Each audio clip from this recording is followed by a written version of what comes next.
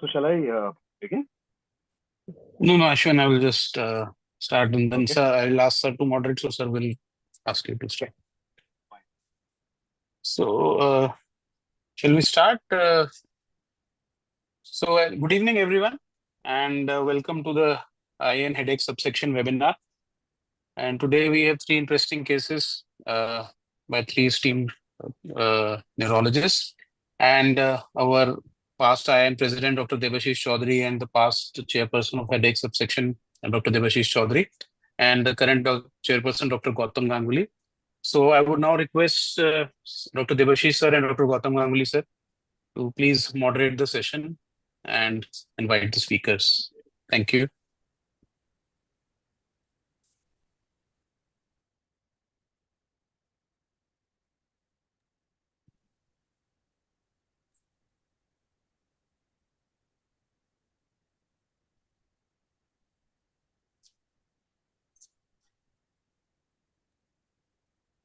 Hello. Good evening, sir. Yeah. Good evening. Dr. Debashish sir, you are muted. Okay. Who is Sorry. Yeah. who is Yes. Sorry. So, good evening, everyone. Ladies and gentlemen, welcome to this webinar. I think there has been some in between delays in having this webinar, so we are having it after some time. And it will always be better to update ourselves with the difficult or interesting clinical cases. And without wasting time, I will request Dr. Ashwin Panda, who is the Assistant Professor of Neurology at IBAS Delhi, to kick off the meeting with a good case of headache. So, Dr. Ashwin, please. Thank you, sir. I hope I'm audible. Greetings from Delhi to all those who have joined for this webinar today. And I also thank Debashish sir, Ashish sir, and Gautam Ganguly sir for the opportunity. It would be nice to point out that the previous two cases that were discussed on this forum and with the input, the manuscript improved, and we got the team got to publish both of them, one in the IAN journal and one in the headache journal. So we hope that this rare case also finds its place in the literature. So we'll begin. The points for deliberation for today's case is the rare case description, a review of literature, and some possible future directions that this rare case might provide us. So cases of a female patient in her early 60s who presented to us our OPD, and she presented to us with acute onset severe headache, which was unilateral, localized to the left orbital and supraorbital region, lasting for around 15 to 20 minutes and was associated with lacrimation and breathlessness. And it was severe and was rated around 9 to 10 on the numerical rating scale by the patient. On inquiry, she also said that she is also having some visual disturbances for the last 1 day. That is since the beginning of the pain that she started to notice.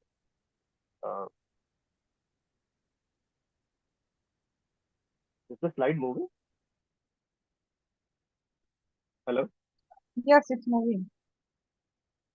Okay, right. So on history, she also said that she was bumping onto objects that were placed on the right side of the face of the patient, and there was no associated symptoms of any nausea, vomiting, limb weakness, loss of consciousness, or any local eye-related features which can account for the pain that she was having on the left area. She had no past history of any similar headache, hypertension. So on examination, she was alert, conscious oriented. Blood pressure was normal, but she had an irregular pulse of 160 beats per minute. And on confrontation method, and later on in the perimetry, we found out that she had a right homonymous hemianopia. But the other systems like the motor sensory and cerebral so like all of you could have probably figured it out by right now. We also made the assumption that yes, it's ischemic stroke, it may be cardioembolic in nature, AF might be affecting the left area causing the right myopia with a secondary tax, which is most likely a paroxysmal hemicranial-like headache. Although cluster headache was also one of the differentials that we kept because of the time duration that the headache was having, that is 15 autonomic features. We tried oxygen therapy, but did not work. So during the investigations, we found that we had an atrial fibrillation, the NCT image showed a hypodensity in the left occipital and medial temporal regions, which was confirmed on an MRI, showing a posterior circulation stroke in the form of involvement of the posterior medial temporal lobe, occipital lobe, thalamus, and cortex. So The patient had a STAT-VAS2 score of 2, so oral anticoagulants were started because of the ischemic. But despite that, the patient's headache persisted, and during the next 2-3 days, he had this recurrent episodes of pain 8 to 10 times a day, each lasting around 15. So, as I said, oxygen therapy was given to her, but there was no improvement with that. So we started her on indomethacin trial. Lowest dose, 25 milligram, the proton pump. When we started indomethacin over the period of next 5 days, she had a complete headache. So the diagnosis was, settled in a sense that it was an acute ischemic posterior circulatory stroke, cardioembolic with a secondary TAC, whether we can call it a secondary TAC or not, because it was in slow temporal association. But then the deficit or the brain lesion stayed, but the headache improved on the medicine. So probably it may be a paroxysmal hemicranial-like headache also in terms of but paroxysmal hemicranial-like headache after an ischemic stroke. So now we did follow up the patients during the next 3 months, and indomethacin was subsequently slowly tapered off. Towards the last month, he was only on 25 milligrams OD, and then was tapered off. But unfortunately, after the headache got settled, he was lost to follow up, and he came to us at emergency almost 5 months back, 3 months after stopping the drug.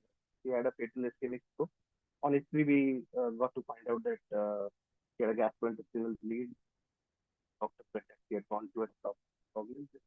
He got a fatal ischemic. So now, with this background, that what are the headache types that can occur stroke, and whether secondary PH or PH-like headache secondary to ischemic stroke are an entity, we wanted to make sure. So just a brief idea about paroxysmal hemicrania. So it's a TAC out of the 4. So it's a unilateral severe pain localized to the orbital supraorbital region, lasting from 2 to 30 minutes. As in our case, it was somewhere around 15 minutes. And autonomic features, but that includes a plethora of symptoms like ptosis, facial edema, miosis, lacrimal, redness of eyes. One needs to have 5 such. Ashwin, can you come a little forward and speak loudly, because we are not here. I am not able to hear you properly. Am I audible right now? Yeah, Yes? it's better. Okay. So, 5 such headache attacks per day and more than 20 attacks with the patient has, but that can be qualified as a paroxysmal hemicrania. The important factor to make it a primary paroxysmal hemicrania is that there should be no other causes, and the response to indomethacin should be there. In our case, we thought that there is a secondary cause to it. The pathophysiology of PH, like other attacks, involves that there is an activation of the trigeminal autonomic reflex, which includes the trigeminal cervical nucleus, and the neural connections at the level of the brainstem, hypothalamus, thalamus, cortex. So the trigeminal autonomic reflex curve goes through the superior salivary nucleus, then the sphenopalatine ganglion, and then the lacrimal glands and other places, causing the autonomic features that we see. So now secondary causes have been described. They have been rarely described. There are approximately 20 such cases.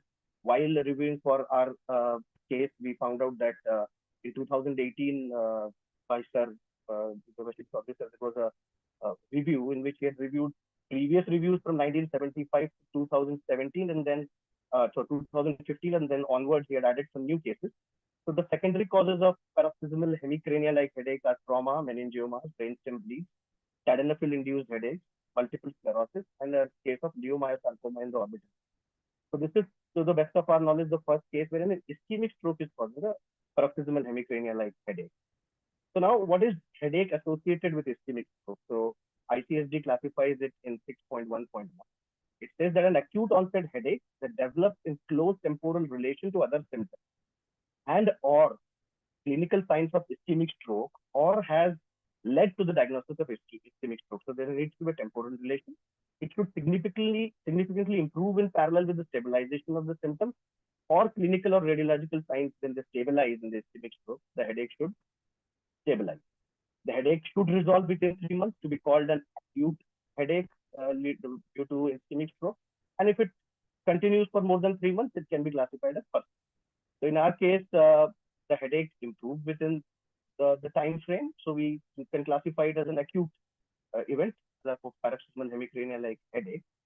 So summarizing the case reports from 1978 to 2020, there is a paper published in 2023, which says that frequency of headaches at acute in acute ischemic stroke and onset varies from 8 to 34%, and persistent headaches can vary from 7 to 23%. Female patients are more likely to develop stroke at onset. Most of these headaches are generally tension type, 15 to 80%. But migrainous phenotype headaches can also be there. Most of these headaches, if they occur, are ipsilateral, the side of the infarct, but they can be bilateral also. And the characteristics of the previous headache may also change. So it is not that a new headache emerges after ischemic stroke, but sometimes the previously persisting headache type, say for example, a migraine phenotype headache is there, the frequency might double, the intensity might double. So there is a change in the characteristics of the previous headache also that was noted by the review. So there have been various mechanisms that have been proposed to why ischemic strokes lead to headache. We all know that, this subconvexal bleeds or cortical bleeds or aneurysmal bleeds cause headache. But can ischemic strokes cause headache, and why do they cause that? So stretching of pain-sensitive structures due to edema or later on hemorrhage in the infarct, stimulation of the trigeminal nerves of the cervical afferents around the vessel, inflammation due to ischemia, which leads to vasoactive peptide release and the CGRP, and ultimately the involvement of the trigemin of autonomic reflex arc.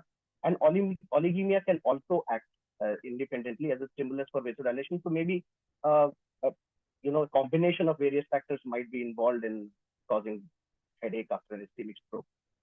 So if you look at the base of it, all of them are posited to kind of stimulate the trigeminal afferents, and a vasoactive substance release leading to these headaches. So what are the basic factors which influence headaches in ischemic stroke? Firstly is the nature. Cardioembolic strokes have been seen to cause it more. The location, posterior circulation stroke or cerebral stroke, and larger, more than 50 mm, can influence headache. Certain areas of brain cause contribution towards autonomic features and severity, like the thalamus and insular cortex cause severe headaches, and autonomic features are associated if the middle temporal lobe area is involved. So now the idea that this case kind of propounds is that, the case had a posterior circulation stroke, it was cardioembolic, it was affecting the middle temporal thalamic area. So probably it caused a severe headache, which was PH-like in its character. And also the medial temporal lobe was affected, so maybe there was an autonomic feature also associated with it. Because oligemia and inflammatory process were there, probably it was causing an activation of the trigeminal afferents, and this can be kind of given a credence to the fact that indomethacin and NSAID helps in decreasing the inflammatory process. Maybe it was effective in it. So the question arises whether we can call it a secondary PH in a sense, because the lesion stayed there, the patient had not improved as such radiographically, but the headache had improved. So whether it can be called a secondary PH or a PH-like headache associated with ischemic stroke is the point of contention. But then this is a rare case in which one can find a PH-like headache after an ischemic stroke. These are the references. You can go through these prominent papers, other than the one that I mentioned earlier, 2018 review on secondary causes of TAC. So thank you.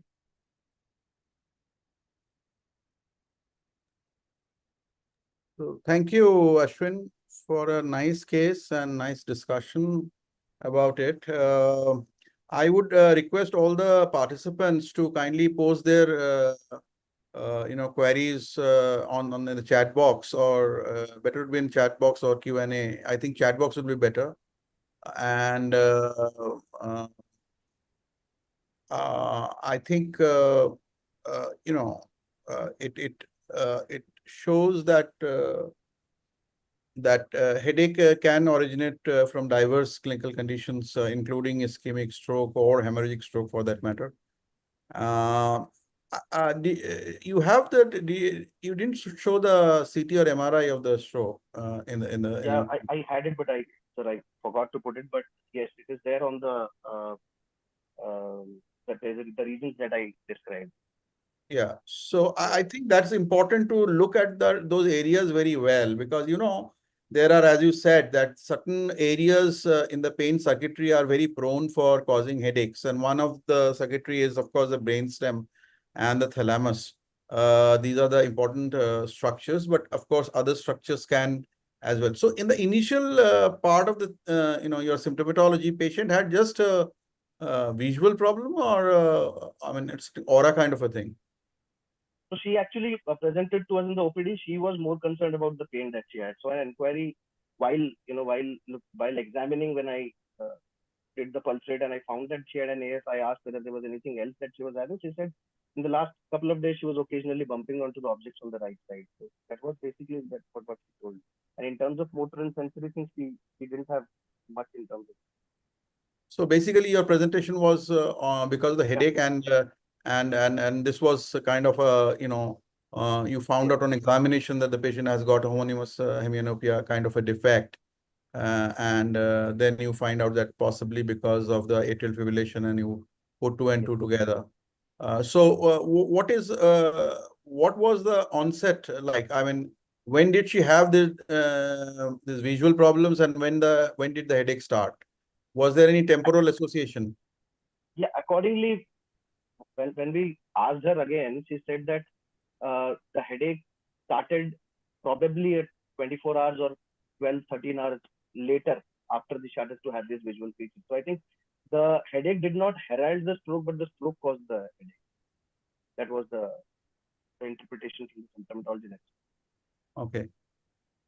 So I think that when we reviewed some time back, we found a lot of vascular causes as well, like AVMs and things like that. So I think and also small bleeds in the pontine area, they have caused but to have a tax-like feature. So it actually underscores the point that all tax need to be thoroughly investigated and thoroughly evaluated for a possible secondary cause, and you might find something worthwhile there, because tax should always be before saying tax is a primary, you must ask for a uh, so there's one question by Yeah.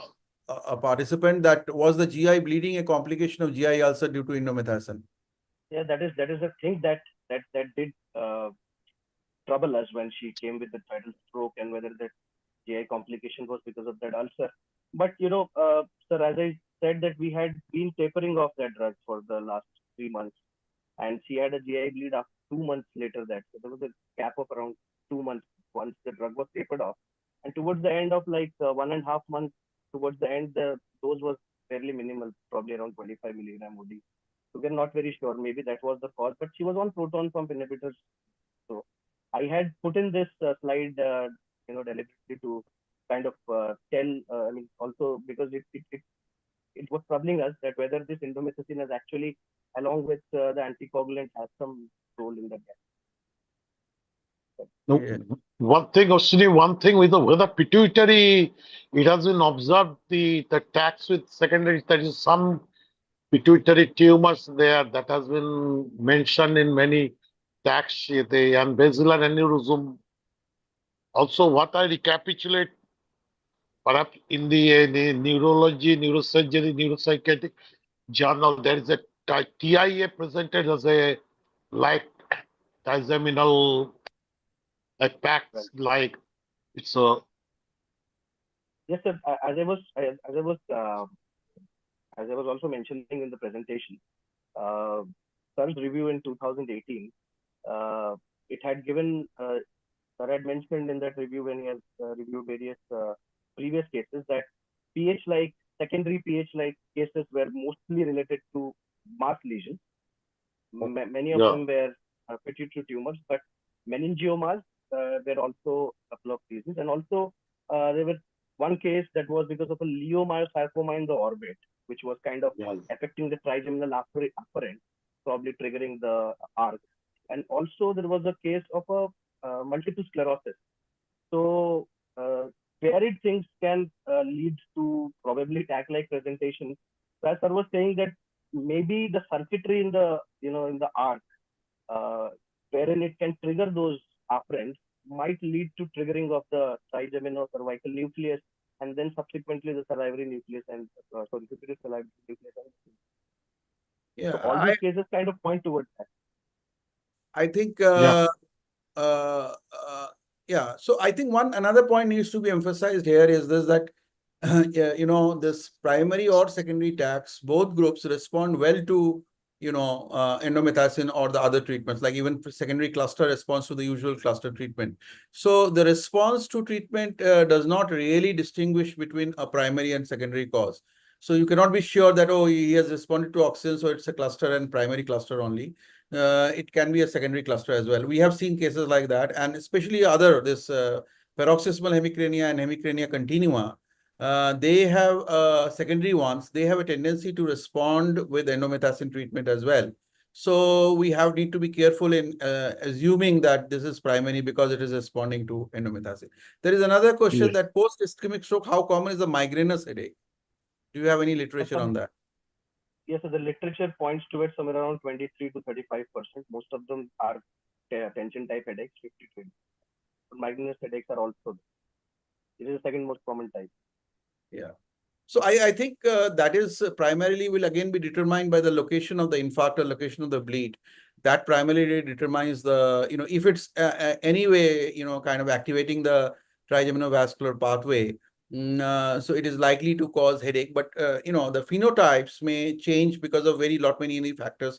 We don't know yet that why this person is having a migraine or why this person is having a paroxysmal hemicrania. We don't yet know that, but possibly, as you said, that the trigeminal autonomic loop that might get activated in some manner in these patients, which might lead on to this kind of phenotype. I think another important thing here is to emphasize that in clinical medicine, you will always be a kind of in a zone where you might not be always 100% certain. Like, you might have an overlap of cluster headache and paroxysmal hemicrania in terms of duration, in terms of attack frequency.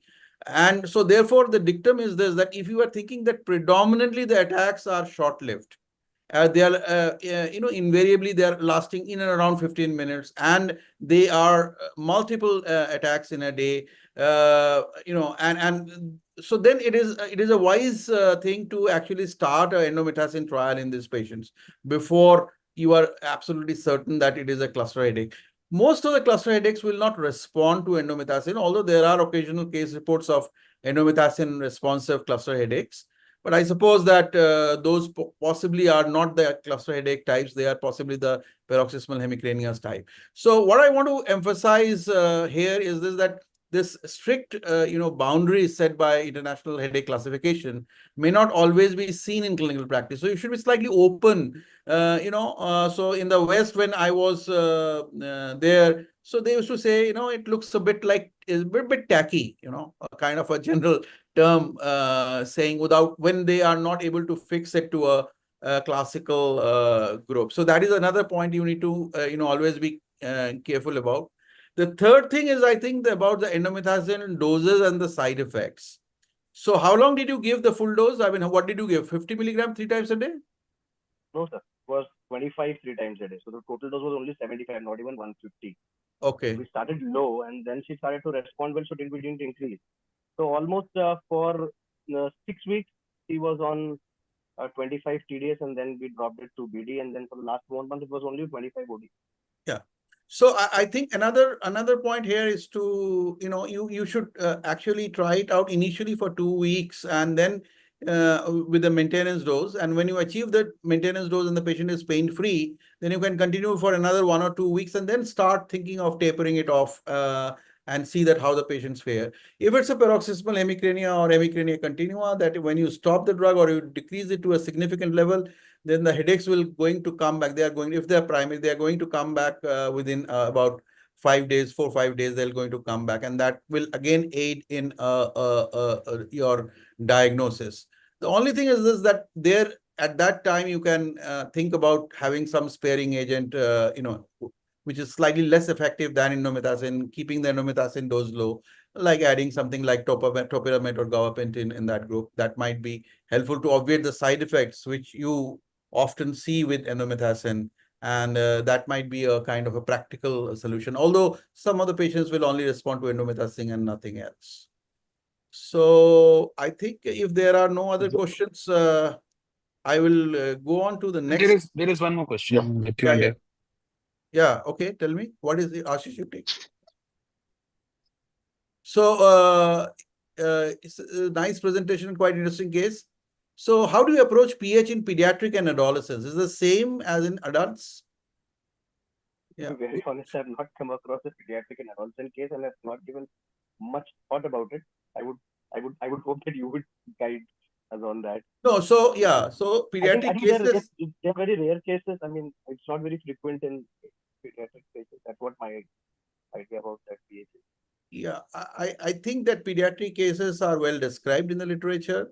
Adolescent cases have also been described. And obviously, in this group, your suspicion index for a secondary cause should be pretty high. So you should investigate these patients very well to find out, what kind of. So I had, some time back, an adolescent, a college-going student who had this phenotype of paroxysmal hemicrania. And I found out that later on repeated, asking, MRI was normal and everything. Then I found reasonably frequent use of sildenafil. So, so those things need to be taken into consideration. So your suspicion for a secondary cause should be high, and you should try out and list out. So you go through those secondary cause list, and then you rule them out. But of course, primary cases have been described, and they are seen. But as you said, they're much rarer, and it is difficult to diagnose. And it depends on, how many pediatricians actually refer them to you. Because what happens, that I will tell you this, although the endomethacin and gives an absolute response to both paroxysmal hemicrania and hemicrania continua, it does not mean that the other analgesics, the NSAIDs, do not work. They do work, but they do work partially, right? They keep the headaches at bay. So many a times what happens that I've seen prescriptions, the pediatricians are making a diagnosis of, say, migraine or non-specific headaches and giving analgesics, and patient are deriving some sort of response, and the diagnosis is completely missed. So I think that also should be taken into consideration. I have one question, sir, regarding this case. Since I was reading that review that you had written and the other cases also, would you call this a secondary paroxysmal hemicrania, or because ICSD kind of lists that there has to be a temporal association when the thing goes off, the headache should go away. But in ischemic stroke, in this case, So particularly, I think the better would be to call it, because there is a strong temporal relationship in your case. So I would call it as a, paroxysmal hemicrania-like headache due to or following a occipital stroke, or following a posterior circulation stroke due to a cardioembolic cause, something like that. So I think that would be because if you say that's a hemicrania, paroxysmal hemicrania, then obviously you are actually meaning a primary headache. So either you say that, or you say there's a symptomatic paroxysmal hemicrania. But obviously the evidence is circumstantial, and your point which you made, that the stroke remained and the headache gone, that is a well-known phenomenon, because many a times when the infarct gets stabilized, then and it is no longer kind of in that hyperacute state, the pain usually tends to wear off over a period of time. Of course, in some patients it doesn't. It depends on what kind of stroke. For example, ICS strokes, for example, they tend to persist. The headache, in my opinion, the headache tends to persist for a longer time. But generally, once the stroke stabilizes, the headaches also starts improving and get better. Okay. Can we have the next case, please, Ashish? Yes, sir. Next case is Dr. Dhiman Das is going to present. And I'd request Dr. Ganguly to please introduce him and invite him for the talk. Thank you. Good evening. Dr. Dhiman Das is now Associate Professor, Department of Neurology, Arjikar Medical College, Kolkata. This case is an unusual case of headache in a young lady with strange voice. Dr. Dhiman, please.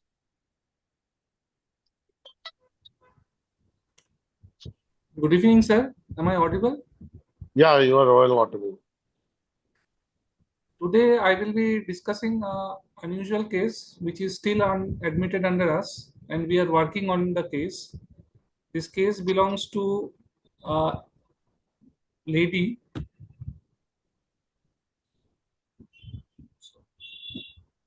This case belongs to a 31-year-old lady. She is a married lady hailing from Chandannagar in West Bengal, and she had a long history of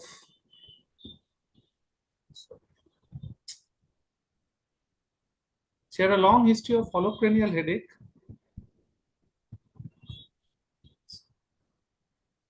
Since early childhood, which started around 12 years of age, and the headache she described was initially throbbing in nature. It used to persist for half a day, and she used to get relief by applying some topical ointments over her forehead and wrist. This was the story in her childhood. Later on, as she achieved menarche at the age of 14, the headache intensified. It was again throbbing in character. It was accompanied by vomiting. There was phonophobia, for which she sought medical advice. She was prescribed Vasopressin, and it gave her huge relief. And she used to take frequent doses for this relief. The headache frequency at that time was 1 to 2 attacks per week. During her college life, she started suffering from dysmenorrhea with intermittent heavy bleeds, and for that she was evaluated by a gynecologist who prescribed her OCPs for her polycystic ovaries, after which her headache intensified and she used to take multiple tablets of Vasopressin ranging from 4 to 5 tabs per day to get relief. This time she reports that the headache frequency was almost daily. She ultimately got married in 2020, but she had unfortunately failed to conceive for 2 years, for which she was put on some ovulation inducer drugs, which she was unable to tolerate due to some systemic side effects. Next, in March 2025, things changed. Apart from the background headache, she started developing a subacute onset right-sided excruciating earache, which was sharp in nature, and it was not accompanied by any form of oral discharge or any hearing loss or any tinnitus. She consulted some local ENT physicians who provided her with NSAIDs and antihistaminics, but they did not provide any sort of relief. Ultimately, one of the ENT physicians put her on a short course of steroid, and the earache disappeared. But unfortunately, as soon as the steroids were taken off, the earache reappeared. A month later, she started developing electric shock-like sensation over the entire right side of her face, particularly over the temporal region, forehead, and the right part of the cheek. She also noticed difficulty in chewing food with her right jaw. It was initially the pain was intermittent in nature, but subsequently it was present throughout the day and it started interrupting her sleep. This pain was unrelated to any change in posture or any form of straining. Within a few days, she started developing a change in her voice, and there was a persistent cough throughout the day, making it difficult for her to swallow her food, and her husband started noticing a swelling that has appeared over the anterior and lower part of her neck. She obtained no relief by taking over-the-counter cough syrups, and for the last 7 days, she has started developing high-grade fever around 102 degrees Fahrenheit with loss of appetite and generalized weakness. So this was the history. The negatives, important negatives were there was no history of any visual disturbance, auditory disturbance, any change of smell, any facial deviation, any nasal intonation or regurgitation. There is no reported history of any limb weakness or any sensory disturbances in any limbs, trunk. She has normal bladder and bowel habits, and there is no history of any joint pain, rash, or oral ulcers. So this was the history. From this history, we started analyzing the case. The initial part of the history seemed to stem from a primary headache, because this was a long history from 12 to 30 years, almost 12 to 30 years of age. And this may be attributed to the trigeminal pathway, and the description that she gave resembled a migrainous headache, though she was not on any prophylactic medicines. She used to take only symptomatic therapy with vasopressin, which used to solve the problem. But later part of the history that started with the earache, followed by the right-sided neuralgiform headache over the face, and later on progressing to the change of voice and the cough, points to an affection of the right-sided trigeminal nerve, which is also substantiated by the jaw weakness that she has developed and the recurrent laryngeal nerve involvement. So these neuralgic involvement in the later part of the course leads us to think of some form of secondary headache that is contributing to this recent change in character. So the pathology is both the primary headache in the initial part and the new onset secondary headache. The steroid responsiveness makes us to think that some form of inflammatory or neoplastic steroid responsive pathology may be playing a role. With this background, we examined the patient. The salient findings of this patient was the firm swelling that was over the anterior aspect of the neck. It actually extended from the suprasternal notch to almost the thyroid gland.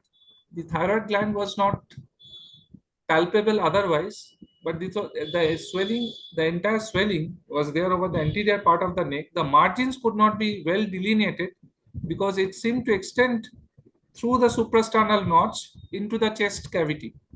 The lateral margins also were extending to the sternocleidomastoids, so the margin could not be well palpated, but the lesion was more or less firm. There were one or two tender spots over the lesion. There was no bluing or overlying skin changes over the lesion. The chest and abdominal examination were unrevealing. The proper neurological examination, we found a right-sided trigeminal nerve involvement in the form of paresthesia over the right V1, V2, V3 distribution. There was weakness of the right temporalis, right masseter, and the jaw deviated to the right side on opening the mouth. There was loss of direct and consensual reflex when stimulated on the right cornea. The jaw jerk was not elicited. The other finding was the hoarse voice. There was a hoarse voice, but the palatal movements were preserved and the gag reflex was normal. Apart from this, there was no significant other neurological findings. So we will share with you some pictures of this patient. We can see there is no obvious facial weakness. There is no tongue weakness, but there is a distinct jaw deviation on opening the mouth to the right. And this is the swelling that is there over the anterior and lower part of the neck, which is extending to the sternocleidomastoid and covering the suprasternal notch. So this is the corneal reflex on the left side.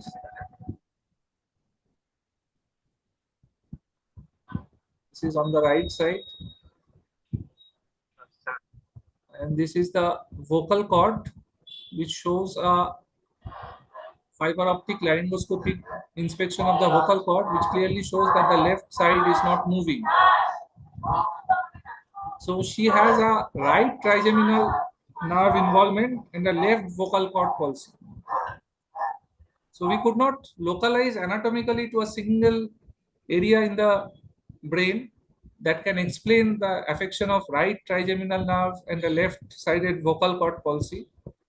So with this idea, we started inspecting the neck swelling.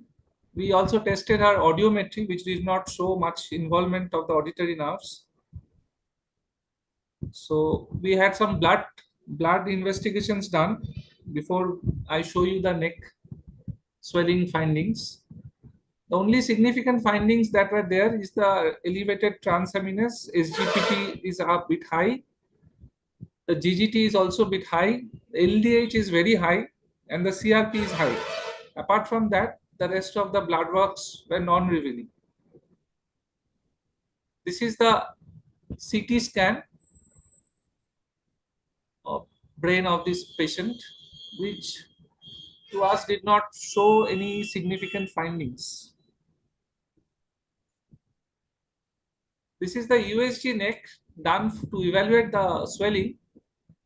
The report mentioned that there is a ill-defined hypoechoic heterogeneous mass extending from the superior mediastinum into the lower part of neck, measuring about 4 into 2 centimeter, with internal vascularity in some areas, and there was obliteration of the tracheoesophageal groove. Apart from that, the thyroid gland also showed some nodules, and there were few cervical necrotic lymph nodes, both on right and left side. This is the MRI brain that was done next.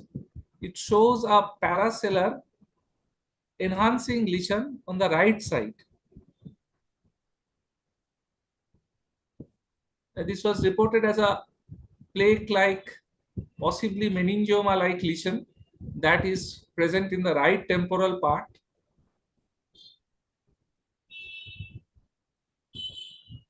Next, we went to evaluate for the vocal cord palsy. We looked into the mediastinum also, and there was a huge swelling in the superior part of the mediastinum that is displacing the cardiac silote to the left side and the bottom. And there were some enhancing nodular lesions over the both lobes of liver. So the report came as a possible thymoma or lymphoma in the superior mediastinum, and the abdominal report was as a granulomatous hepatic lesion. So with this in mind, we planned a true cut biopsy of the lesion in the mediastinum, which came as a possibility of lymphoproliferative disorder as described by the large size mononuclear cells dispersed within a stroma with some mitotic structures. So our possible diagnosis is a secondary CNS lymphoma, and we have planned a few further investigations in this patient, like whole body PET CT, bone marrow examination, MRI spine with contrast, CSF study with flow cytometry, and the ocular slit lamp examination. The idea of presenting this case is a very strange presentation of a primary headache getting transformed into a secondary headache, and that too with not a clear localization within the single area, as evidenced by the right trigeminal and the left-sided recurrent laryngeal nerve palsy. That led us to thoroughly evaluate this patient. The helpful markers were the neck swelling, and ultimately the evaluation extending from the neck into the chest wall gave us a clue that maybe we are dealing with a lymphoproliferative disorder that has secondarily spread to the CNS. A few points regarding this lymphoma. As we know that there can be two formats of this disease. One is a primary CNS lymphoma with no other systemic manifestation, and second is secondary CNS lymphoma, where it has spread from other parts into the CNS. Diffuse large B-cell lymphoma is almost the main subtype, that is the root cause of CNS lymphoma. Usually in primary CNS lymphoma, it is an intraparenchymal lesion. Other parts that can be affected is the spinal cord, leptomeninges, vitreoretinal space, or the dura. It is usually a very rare form of brain tumor, accounting for only 2% of brain tumors. And the peak incidence is in the elderly, 75 to 84 years of age. The risk factors are immunosuppression, post-organ transplantation, infection with Epstein-Barr virus. Secondary CNS involvement can occur as a primary format or as a relapse.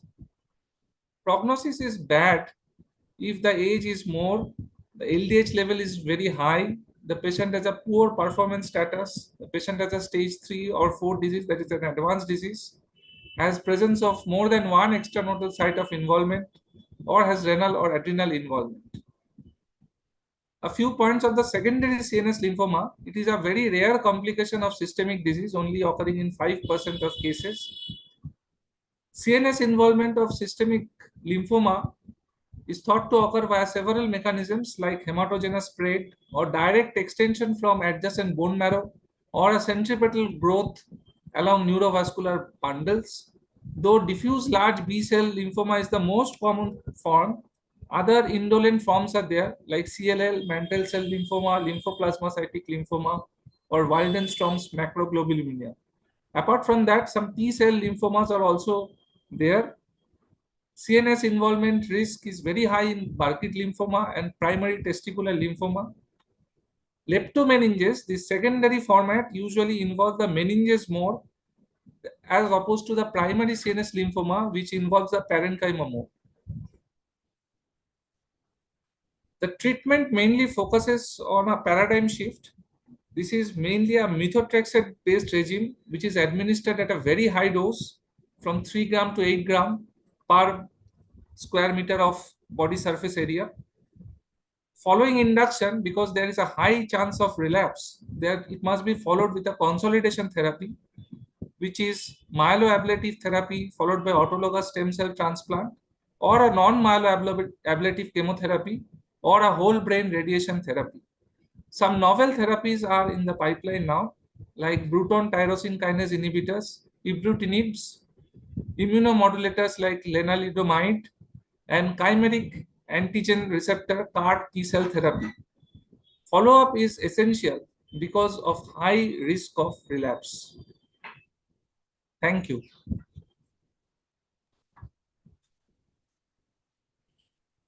Thank you, Dr. Dhiman, for a very nice case. I think it actually is quite interesting to find that how innocuous or so-called innocuous headache syndrome evolves into a more malignant type with the constellation of clinical symptoms. I don't see any questions in the question answers this thing or chat box. But let me start with a few questions. First is this, how do you account for the otalgia? Sir, otalgia can be due to the mandibular division involvement. The eardrum, the tympanic membrane that is supplied by the V3 divisions of the trigeminal nerve, that can give rise to that earache because there was no local pathology detected by otoscopy. Yeah, but you see so many cases of trigeminal neuralgia. How many Yes, I agree that. actually see the otalgia? Yes. As a otalgia as a first manifestation of trigeminal neuralgia. You don't see that.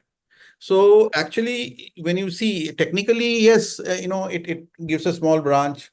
But if it's a very prominent otalgia, then you should actually think of other possibilities also. Not only the local pathologies, but even the so-called the glossopharyngeal neuralgia can have an isolated otalgic form in which it might just present with an otalgic manifestation. So, and since this is a kind of a case where there is likely that there is a meningeal seeding that might have happened because of the nature of the tumor, which you yourself said leptomeningeal spread is common. So I think that one would be that to document that, doing kind of seeing the what is the contrast uptake along all these lower cranial nerves. That is one. And number two is, of course, doing a CSF flow cytometry to see any, permeation of abnormal cells.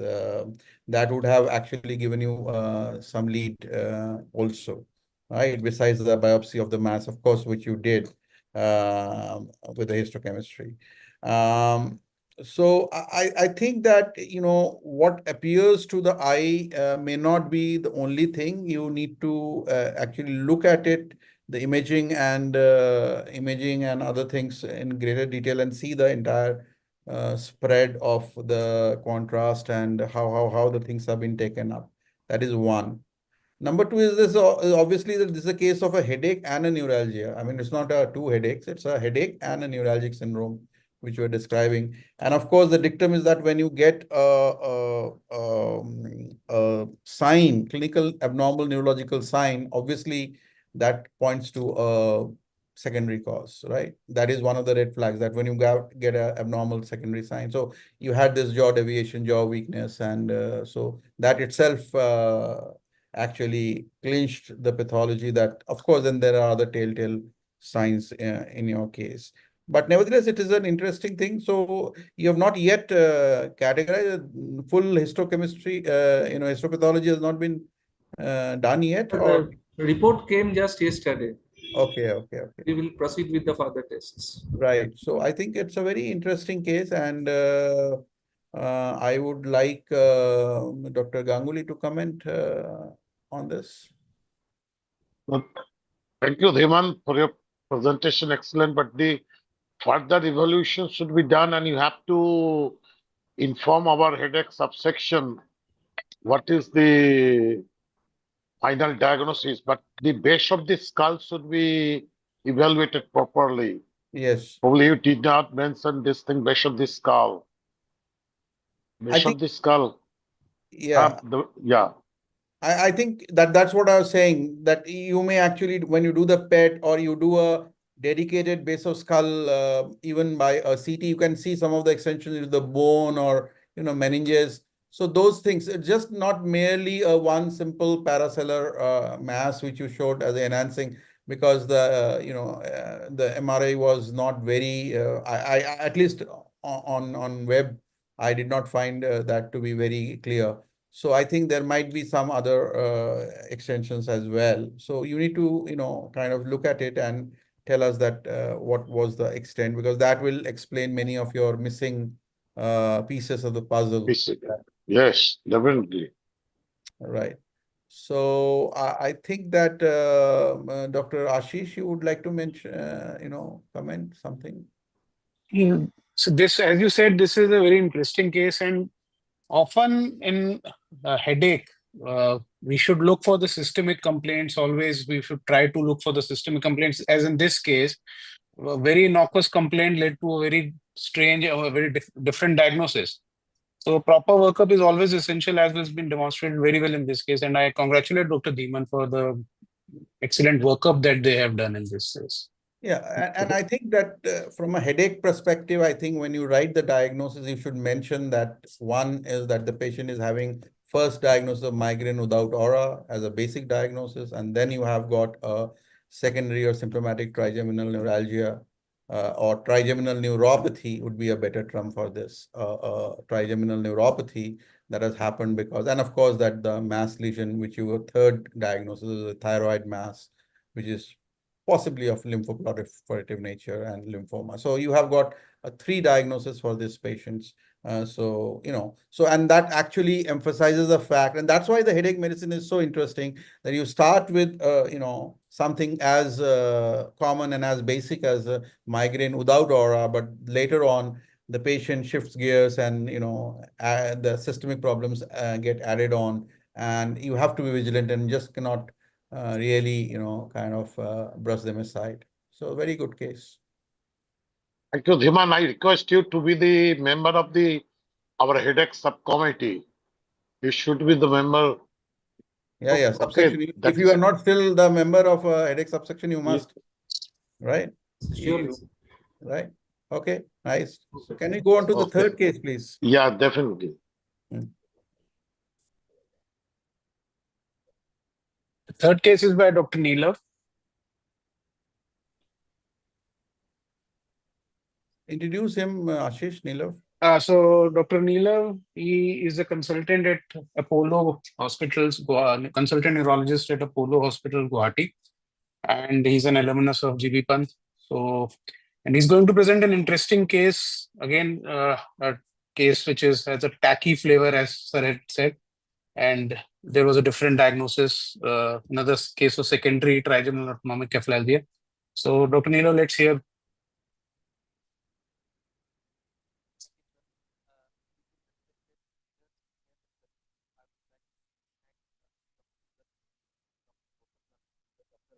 For providing me this opportunity. I'm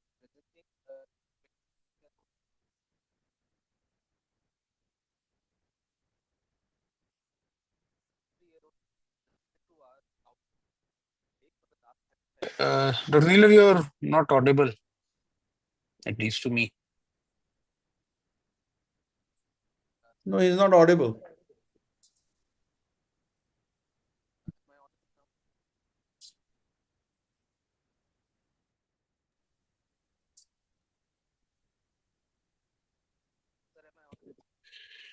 The voice is very muffled.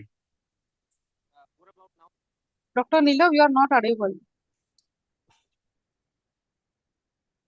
Please remove your headphones. Yeah, now you can try.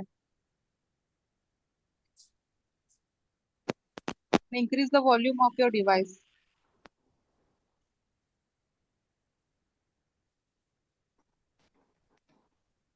Hello. Straight in the microphone. Am I audible now? Yeah. Yes, now you're audible. Am I audible now? Yes, Dr. Neelav, you're audible. Is this slide visible?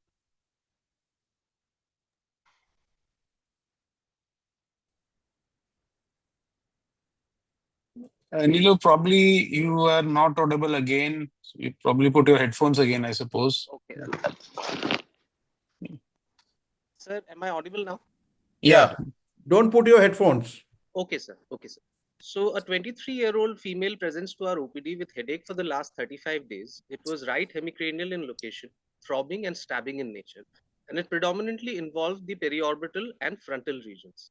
It was continuous in nature with periods of exacerbation that lasted for around 5 to 6 hours. There were no cranial autonomic symptoms. However, the periods of pain exacerbations were associated with a feeling of restlessness and agitation. This is the video.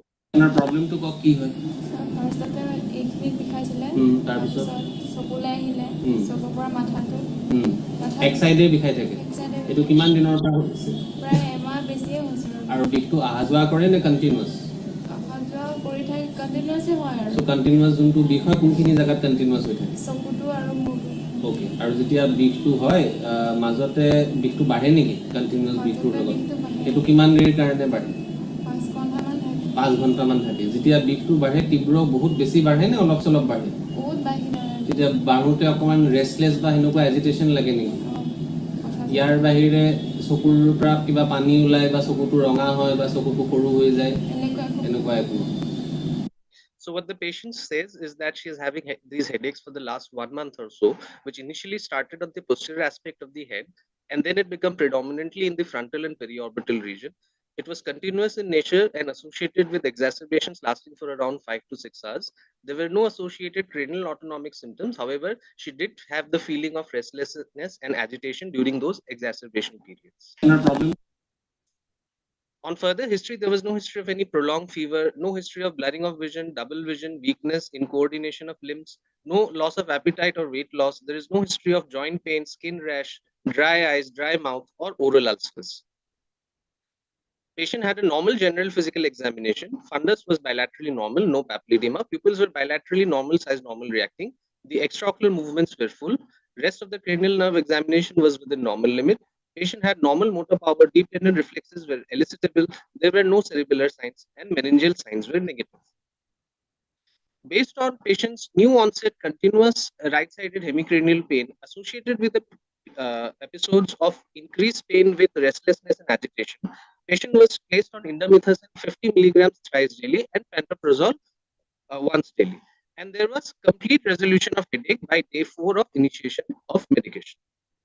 Now, if we analyze the clinical presentation of patient, the International Classification of Headache Disorder 3 described hemicrania continua as a unilateral headache lasting for more than 3 months, associated with either cranial autonomic symptoms or a sense of restlessness or agitation or an aggravation of pain by movement. And this headache usually responds absolutely to therapeutic doses of indomethacin. ICHD3 also provides a provision for probable trigeminal autonomic cephalalgia, where one out of the 4 criteria that is mentioned in A, B, C, and D, when one of the 4 criteria are not fulfilled, they give a diagnosis of probable trigeminal autonomic cephalalgia. Now, our patient had a headache duration of less than 3 months, that is around 1 month. However, She had a unilateral headache, which was associated with restlessness or agitation, and it responded absolutely to therapeutic doses of indomethacin. So at this point of time, our working diagnosis was maybe it's a probable hemicrania continua. Although the diagnosis made and the therapeutic response may seem to be very reassuring to us, but we must remember that trigeminal autonomic phalangias may be the presenting feature of an underlying etiology. And it is therefore recommended to do neuroimaging, specifically contrast enhanced imaging in all patients with trigeminal autonomic phalangias. And sometimes there may be a situation that there are things more than just what meets the eye. So we did a contrast enhanced MRI study of the brain. Here we see the sagittal and the axial contrast enhanced Q1 sections, which show a linear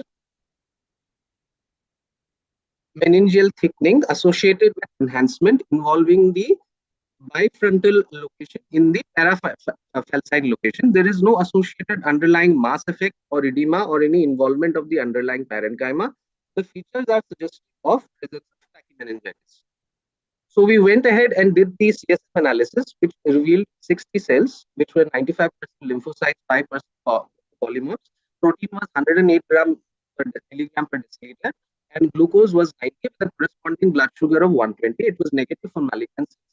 TB expert, cryptococcal antigen, biofire, gram stain, fungal stain, AFB stain, alpha sensitivity were negative. CBC was unremarkable. KSR was 36, CRP was 3. Chest X-ray and abdomen ultrasound were normal. Serum ACE levels, ANCA, ANA reflex, anti-CCP, RA factors were normal. Serum IgG4 levels were normal, and patient was negative for VDRL and retrovirus.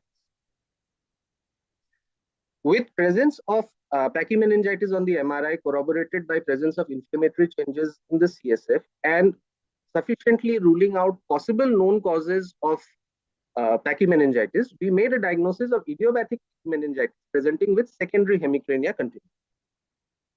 The patient was started on oral prednisolone at a dose of 1 milligram per kilogram for a period of 4 weeks, and then gradually tapered over the next 3 months to a dose of 10 milligram per day combined with pantoprazole. Patient's symptoms are in remission for the last 4 months, and patient's repeat MRI brain is awaited. We give indomethacin for a total period of around 14 days, following which we tapered over the next 3 to 4 weeks. Patient was not placed on any indomethacin, but she continued oral prednisone. So trigeminal autonomic cephalalgias are a group of disorders that are characterized by unilateral headache associated with cranial autonomic symptoms or restlessness. Now, these cranial autonomic symptoms can be due to parasympathetic hyperactivity or sympathetic hypoactivity. Symptoms of parasympathetic hyperactivity include, as in this case, we can see there is increased hearing, there is conjunctival injection, there can be increased facial or forehead sweating, there can be increased nasal discharge from one nostril, whereas features of sympathetic hypoactivity include meiosis and ptosis due to weakness of Mueller muscle. Although there are certain points such as a circadian rhythmicity or presence of cutaneous triggers, for example, in cluster headache or Sung-Suna, that may help us in differentiating a type of attacks. However, most of the cases are differentiated based on the duration of symptoms, where Sung-Suna usually lasts between 1 second to 10 minutes, paroxysmal hemicrania between 2 minutes to 30 minutes, cluster headache between 15 minutes to 180 minutes. Now, hemicrania continua, the diagnostic criteria by ICHD-3 requires unilateral headache, which is present for more than 3 months and associated with either cranial autonomic symptoms or a sense of restlessness or agitation or aggravation of the pain by movement, and absolutely should respond to therapeutic doses of indomethacin. That is, the pain should not just reduce, but it should become zero. Hemicrania continua is further classified into remitting type, where the headache is not present daily or continuous, but is interrupted by remission periods of more than 24 hours, or unremitting type, where the headache has been continuous for at least 1 year without remission periods of more than 24 hours.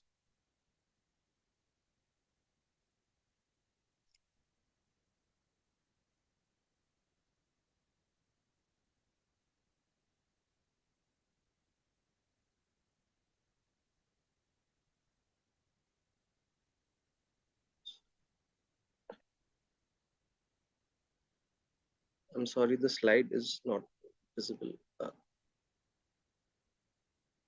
slide is visible, sir. You have to just double click the screen. Just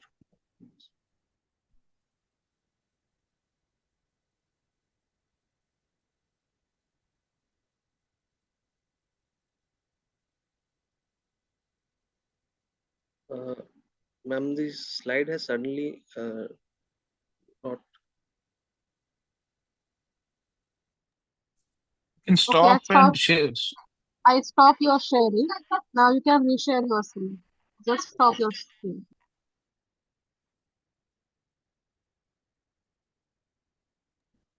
Go back to the Zoom window. Okay. Yes, ma'am. So hemicrania continua is further classified into remitting type and unremitting.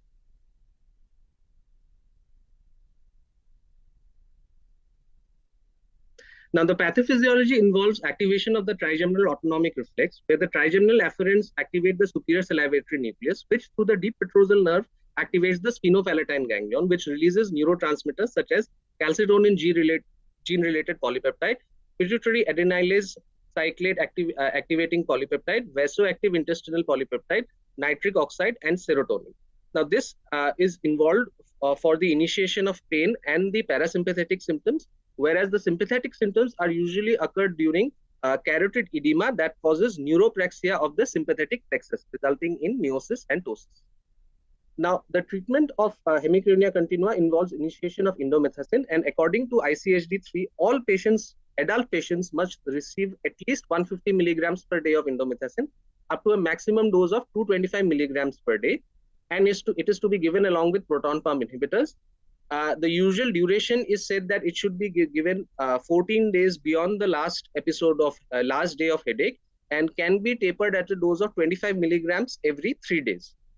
Besides indomethacin, complete response has also been reported with naproxen, diclofenac, ibuprofen. Other medications that have been found to be effective include lamotrigine, gabapentin, topiramate, melatonin, and valproate.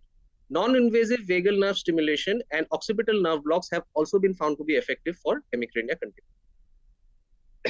Now, when we talk about secondary attacks, according to the ICSD-3, when a new headache occurs in a close temporal relation to a disorder that is known to cause headache, a diagnosis of secondary headache disorder is made. Tumors, vascular disorders, and infections are the most important causes, and nearly 50% of the patients will have atypical features. Now, the exception being that in attacks patient, in spite the patient not having any atypical features, our suspicion should always be high, and we should look out to rule out any secondary conditions. A case series was published by Sanjay Prakash sir and colleagues in 2009, where they reviewed secondary hemicrania continua cases, and they found the most common causes to be associated with head injury, postpartum, post-craniotomy, one case in stroke, sphenoidal tumor, HIV, carcinoma lung, venous malformations, and ICA disorders, aneurysms, and dissection. They did not find Pachymeningitis to be associated with hemicrania continua. Professor Devashish Chaudhary sir, in his review, found 11 cases of secondary hemicrania continua from 2015 to 17, where he found there were 4 cases of carotid dissection, 2 patients were operated for vestibular schwannoma, 1 patient had nasopharyngeal carcinoma, whereas 1 patient was reported to have pachymeningitis. In a review by Dr. Hasna Goksel et al., they reviewed 41 cases of secondary hemicrania continua from 93 to 2021. And common causes were again postcranial trauma, arterial dissections, vestibular schwannoma, adenocarcinoma lung, and nasopharyngeal carcinoma. However, they did find 1 case resulting secondary to pachymeningitis. So what these reviews suggest that although pachymeningitis has been described to be associated with secondary hemicrania continua, it is not that common. Now, idiopathic pachymeningitis is a rare chronic inflammatory disorder characterized by marked thickening of the cranial dura mater that causes progressive neurological deficits. And since numerous entities can produce a similar radiological finding, hence idiopathic pachymeningitis is a diagnosis of exclusion. Now, various causes that can cause abnormally enhancing dura mater besides idiopathic include intracranial hypotension, which could be spontaneous or post-spinal fluid drainage, can be related to infections such as Lyme disease, syphilis, TB, fungus, HTLV, cysticercosis, or infection due to Pseudomonas. Systemic autoimmune disorders such as Wegener's granulomatosis, rheumatoid arthritis, sarcoidosis, Behçet's disease, Sjogren syndrome, temporal arteritis, and a new condition, a relatively new condition that we are seeing these days is IgG4 disease. malignancies including dural carcinomatosis, metastatic disease, lymphoma, and meningioma. When we look at clinical features of idiopathic pachymeningitis, headache is the most common symptom which has occurred in approximately 92% of the patients. Although it will be very interesting to see what are the characteristics of headache that is found in this group of patients. I tried to review literature, however, much detail was not given into what is the usual type of headache. Are there any specific characteristics of headache that is seen in this group of patients? Following headache, the next common clinical features include vision loss, external ophthalmoparesis, gait ataxia, and seizures. Although optimal treatment has not been defined, corticosteroids have been found to be effective in ameliorating signs and symptoms and in arresting disease progression. Patients who do not respond to steroids or who develop steroid resistance or adverse effects are treated with sparing agents such as azathioprine, methotrexate, and cyclophosphamide. Surgical excision is indicated as MAF's effect is not responding to steroid therapy.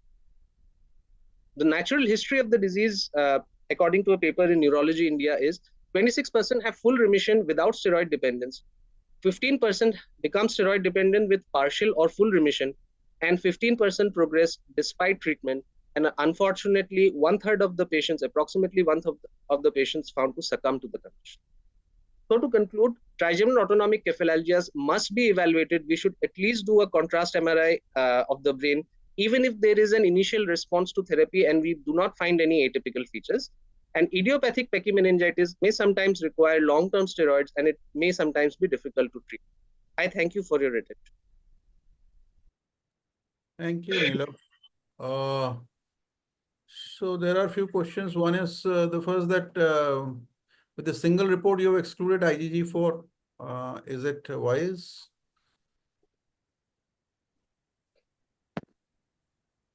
Can you hear me? Hello, can you hear me? Yes, sir. Yes, sir.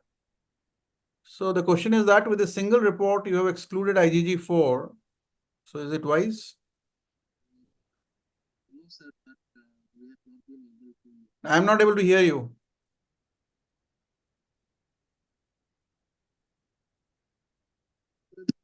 With my speakers, if I don't put on the earphones, I'm not able to hear, sir. So yes, ideally, So it's a one-sided traffic, huh? Ideally, sir, one single is not sufficient to rule out the condition, but we haven't had the opportunity to repeat it for a second time in the patients. Correct.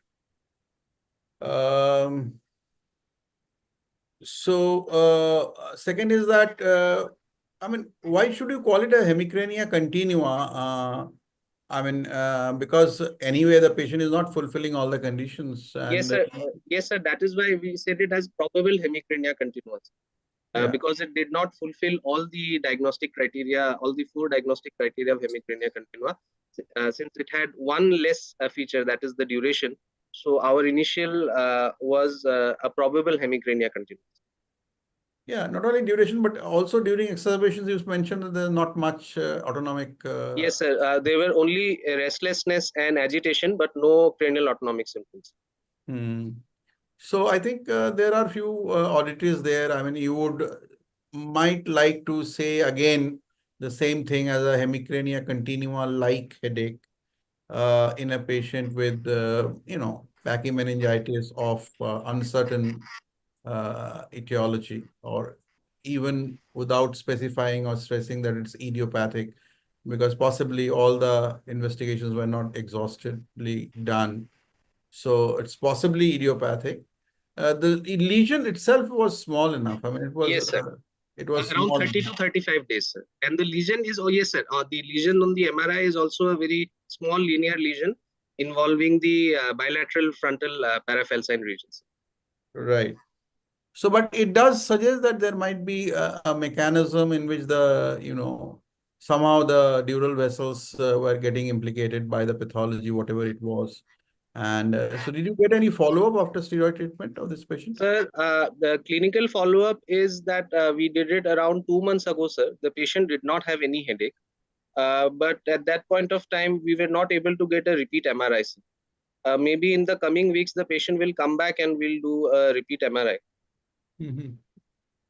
And in terms of repeat MRI, sir, what they say is it sometimes depends on the stage of inflammation, that despite getting a clinical response, we might see persistent contrast enhancement in the repeat MRIs.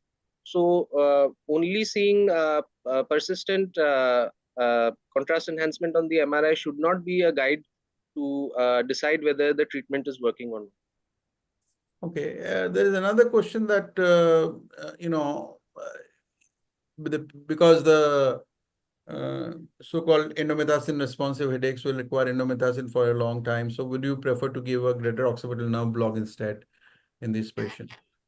So, but I think that's question should not be asked in this way, because anyway, to establish a diagnosis, you need, at least for the primary hemicrania continua, you need to give a endomethacin, because that is the inclusive part of the diagnosis. Yes. That there should be endomethacin responsive. And anyway, blocks, there is no randomized clinical trial for hemicrania continua, although the anecdotal reports are there of their utility in this patients group. There is another thing. Did you rule out completely the sarcoid, like abnormal urinary calcium? Any focus on CT chest or PET CT?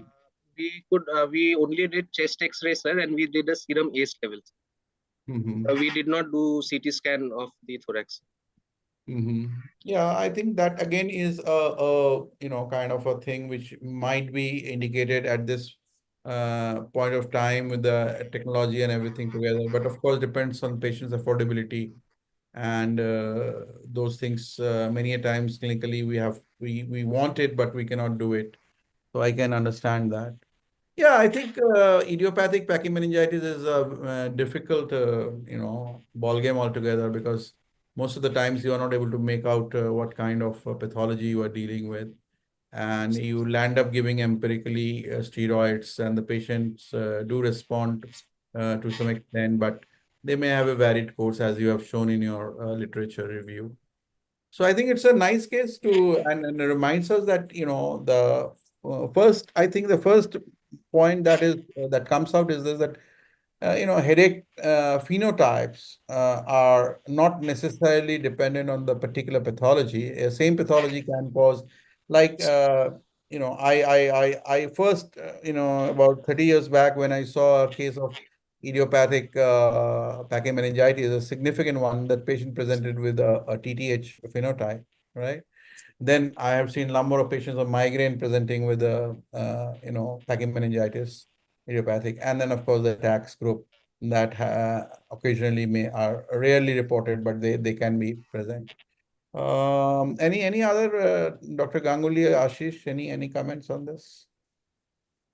So, sir, if, for example, in this case, how long, Neela, will you give steroids, and when will you consider? You probably not started on a steroid sparing agent right now, I believe. No? No, sir, considering the patient had only headache which has responded very well to steroids. Right now, she has come down to as low as 10 milligrams per day of prednisone. And depending upon what we see on what we assess in the next clinical examination and the next MRI, we will consider whether to further reduce it down to 5 milligrams per day. But after that, the big question will come whether or not to stop the medications at all. Because in an unrelated patient who had presented with headache and 6th cranial nerve pulse, that patient took steroids for nearly a year. And after the lesions had completely disappeared and we had stopped steroids, he came back to us 6 months later with headache and seizures. So very similar findings. CSF and other systemic tests do not indicate towards any specific diagnosis. So that that has taught us that probably it is best to keep the patient on a low dose of steroids, and if the patient is able to tolerate it, then continue it in that way, rather than stopping the steroids in its entirety. But it's a very good, but you have to be ruled out sarcoid, chest, CT. Yeah. That should be, you have to go to this thing. We'll try to do it this time, sir. We'll try to do a CT that will be, thorax. it's a very good Because case, often, obviously. Often the X-ray turns out to be normal, but CT shows a small lymph node, and Yeah, then we yeah, can yeah, yeah. take a look. Okay, so I think we are done with 3 cases, very interesting cases and very informative cases. And I think that at least the 2 speakers would give us the follow-up in the subsequent meetings, or at least communicate to the WhatsApp group of the headache subsection that this was the final finding when you further investigated them. And I thank all the speakers, and I thank the chairperson and the convener of the headache subsection.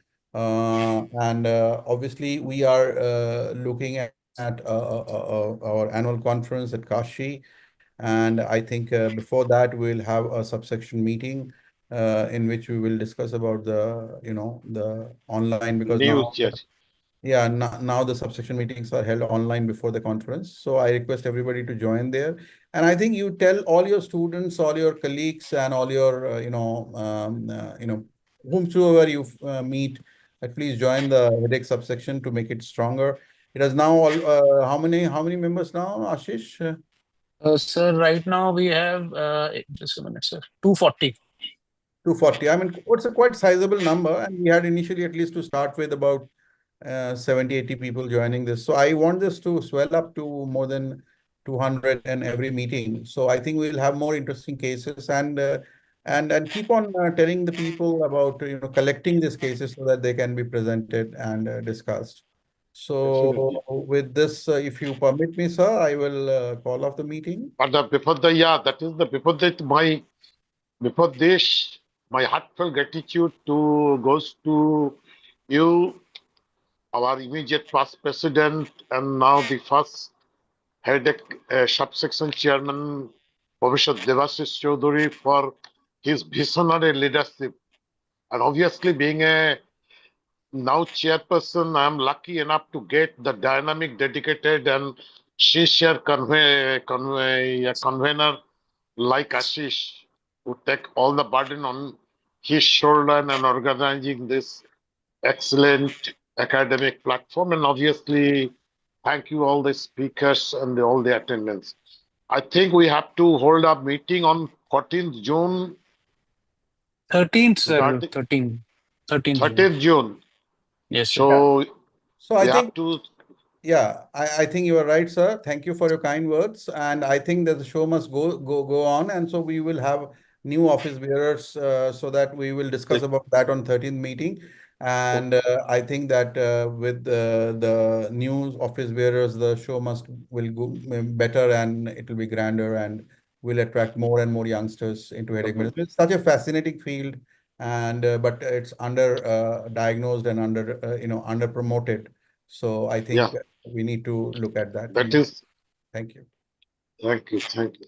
Thank you, sir. Thank you, sir. Thank you. Good Thank night, sir. you. Good night. Good night.